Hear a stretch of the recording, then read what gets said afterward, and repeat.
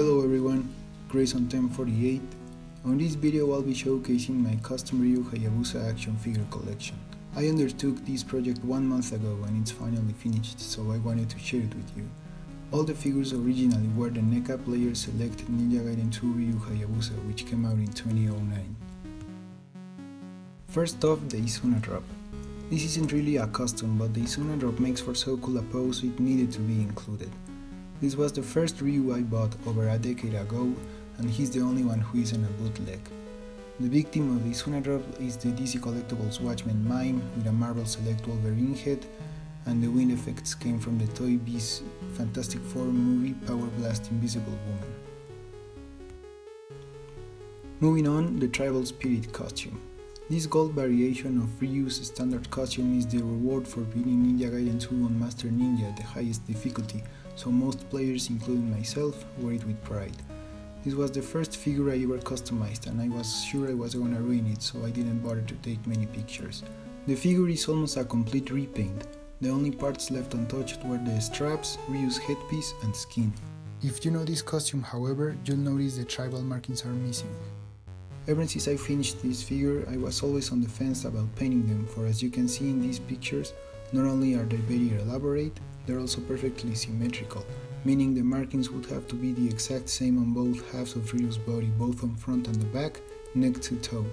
Worst of all is the scarf, since it's also decorated and has the same patterns in the same positions on both sides of it. I decided not risking ruining the figure and I left it as it is. I gave this figure the Eclipse Scythe and Falcon's talons. The talons were printed in 3D from a model made by Thingiverse user Lobo Night Wolves, for which I leave a link in the description. The model is real size, however, and printing it after downsizing it was troublesome. First I pasted it on Ryu's gauntlet with crazy glue without filing it down too much for fear of breaking it, and then I painted it silver, gold and gunmetal color. Also printed in 3D was this Ninja Gaiden logo from user Rof93, for which I too leave a link in the description. This one I did file down and paint without too much trouble.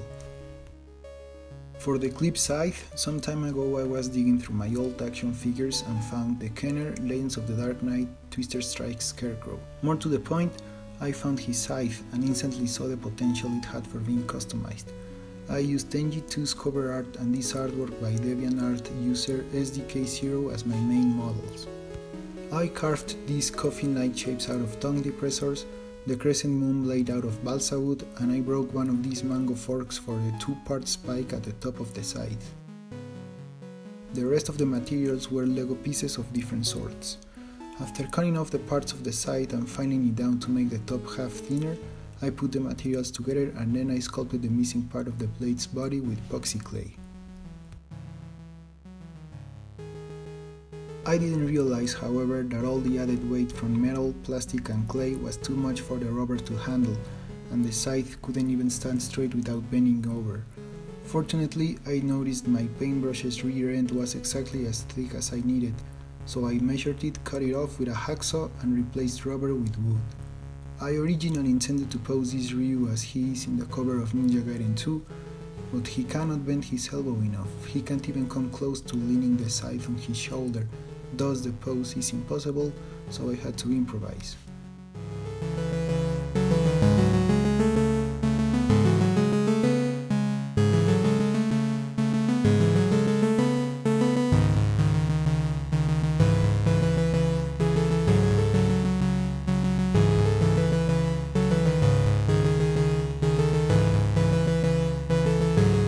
The blue ninja costume was the outfit Ryu wore in the original Ninja Gaiden trilogy for the NES.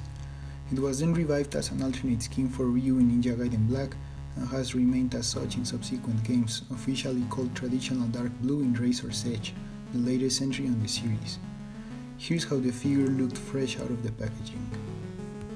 So first I cut off the parts I didn't need with an X-Acto knife, which were a lot. Then I began sculpting.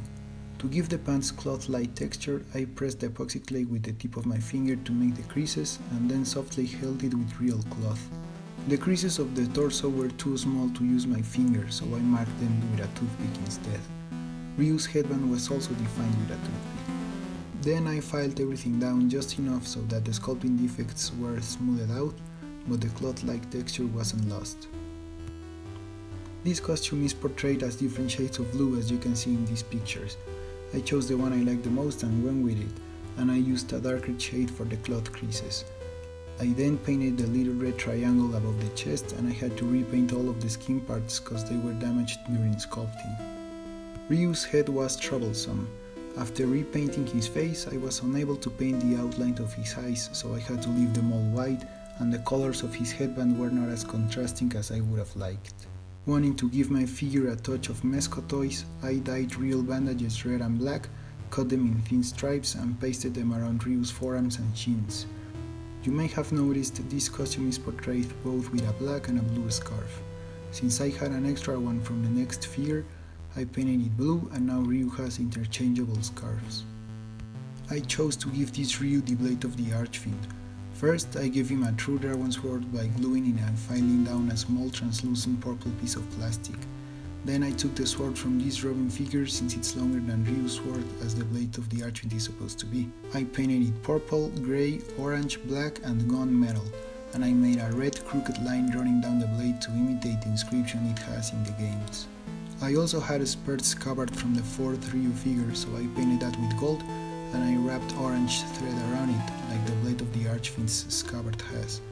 Far from an exact replica, it is inspired by it. Lastly, I used the effect from the lighting collection Time Force Red Ranger to mimic the electric current that runs through the blade in the games.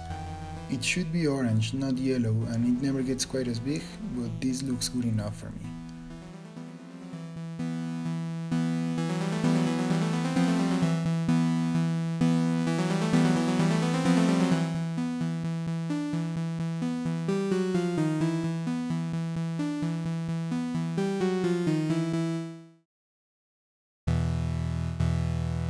The Doppelganger fiends were introduced in Ninja Gaiden Black.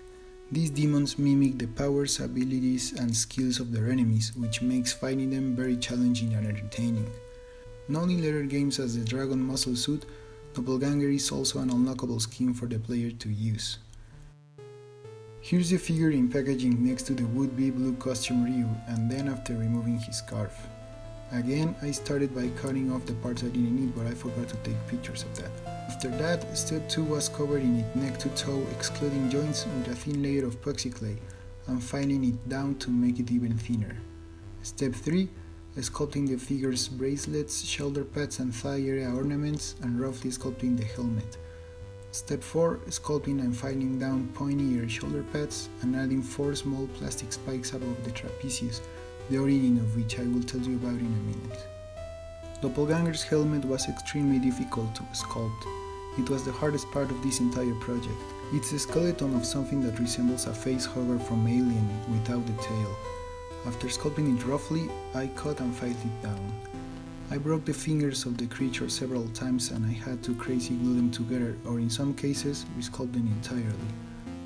I also broke both of the original horns of the helmet while filing them down by applying too much pressure. They resemble the horns from the game more closely, but they broke because they were too thin and the dry epoxy clay became too fragile, so I left the second pair thicker. Sculpting the helmet was a 2-day long step 5. Step 6, I drew with a pencil the outline of all the protuberances that make up the costume's black parts to serve as a guide in the next step. A friend of mine studied visual arts, and for step 7 she suggested I used this product called plastilita in Spanish. That way the figure would have a texture to it, reliefs and recesses fillable. A mixture of polymers, I'm told this is what painters sometimes use to make reliefs in their paintings. Although it's easy to apply, reliefs take very long to form, and 4 layers created a bit less than a millimeter's worth of relief even without mixing the plastilita with water. This took me 3 days, but it was well worth it, particularly in the helmet, since I was able to recreate bone-like texture. Step 8 was spray painting the figure black, and step 9 crafting the blade bones protruding from Doppelganger's forearms with double-layer paperboard. Step 10, painting everything but the main red. I also used one of these small pieces of translucent blue plastic called chaquiras in Spanish for the stone between Doppelganger's horns. Then I painted the red and I was done.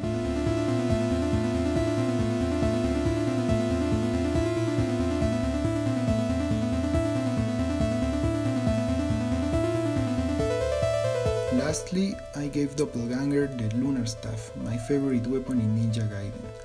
I sawed off a metal straw for the main part of the staff, and for the rest I used foam balls, small rubber rings, those pointy Lego pieces, epoxy clay, and the 4 pairs of tonfas from the different Ryu figures. Drawing inspiration from the different level 3 lunar staffs, I cut off the parts I needed from the tonfas with an X-Acto knife and I pasted them with epoxy clay. Then I covered the foam balls in that, I put the rubber rings between them and the staff and pasted the Lego pieces on top of them. I added more pointy parts and that left only plain ink. Also from the tonfas came the plastic spikes on top of Doppelganger's trapezius I mentioned before. 2 of the level 3 lunar staffs are colored red and gold, so I went with that combination, adding a touch of silver on the rubber rings. And here he is.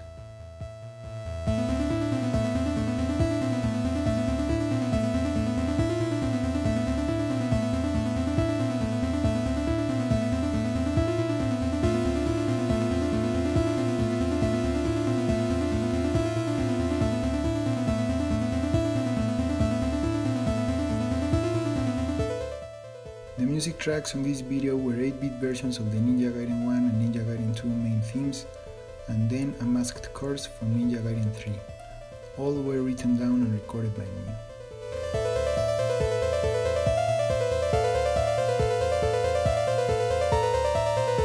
I'm very proud of this entire project for all the time it took and how good I think it came out. I hope you liked the figures, the video, and I'll see you guys next time.